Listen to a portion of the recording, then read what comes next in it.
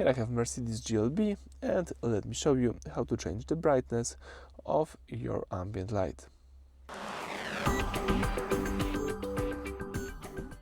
So at the very beginning, let's start by using the home screen.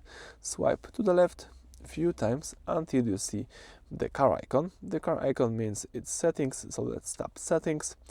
Here, this is the standard view of the settings. Select here the third option, which is lights. From lights, let's select ambient light, the second option, and here you've got the brightness, the second one. As you can see, you can change the brightness from 10 to 0. In my case, let me keep at 7. You can also enable the link zones or disable them. So you can, for example, choose the direct brightness. As you can see here, you can check what colors are changing. So you can set up them on different levels, or you can link zones and have all the zones on the same level.